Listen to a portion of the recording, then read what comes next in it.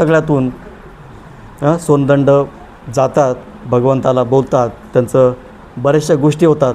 आणि ब्राह्मण कसा होतो, एखादा ब्राह्मण कसा होतो, सोनदंड सांगतो 5 बाबींनी युक्त माणूस काय होतो, ब्राह्मण होतो. कुठल्या कुठल्या बाबी सांगितल्या? 5. पहिली सांगितली त्याचा जी जात आहे, त्याचा जो जन्म आहे हा शुद्ध आहे.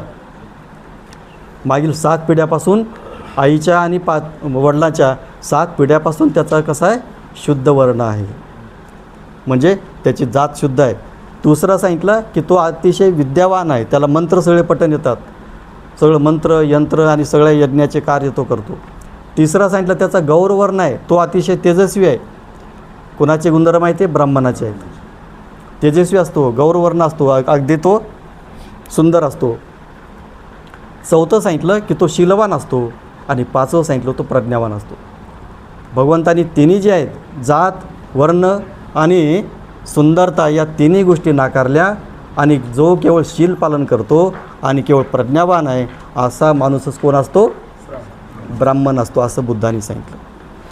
4 सुत्त सांगण्याचा अर्थ असा आहे की पहिलं सुत्त आहे आपल्या मनामध्ये बुद्धीवर जे भ्रामक बाबी आहेत त्याला नष्ट करण्याचं काम बुद्धांनी ब्रह्मजालमध्ये सांगितलं.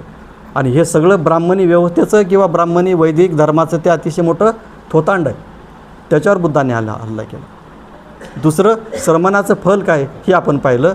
तिसरं ब्राह्मण वर्णाचं श्रेष्ठत्व. आणि चौथंसुद्धा ब्राह्मण वर्गाचं श्रेष्ठत्व, याच्यावर बुद्धांनी हल्ला केला. 5वं प्रवचन आहे बुद्धांनी सांगितलेलं, ते म्हणजे ब्राह्मणांनी जे साधन निर्माण केलं ते साधन कसं चुकीचं आहे.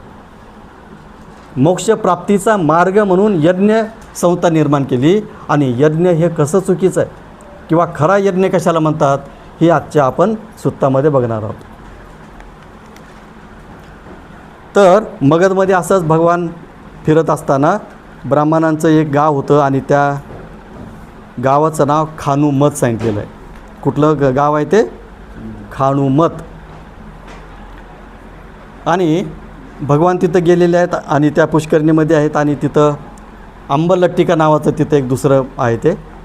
आणि सगळ्या गावांना कळतं, जसं आपण मागे पण पाहिलं की सगळे गावकरी, सगळे ब्राह्मण, सगळे खेडूत, शेतकरी सगळे बुद्धाच्या दर्शनाला जात आहेत. हा जो ब्राह्मण आहे कूटदंत, याला पण उत्सुकता लागते की हे लोक कुठं चालले आहेत. सगळे सांगतात की बुद्धाच्या दर्शनाला जात आहेत. आता याला प्रश्न पडला आहे की मला बुद्धाला प्रश्न विचारायचा आहे,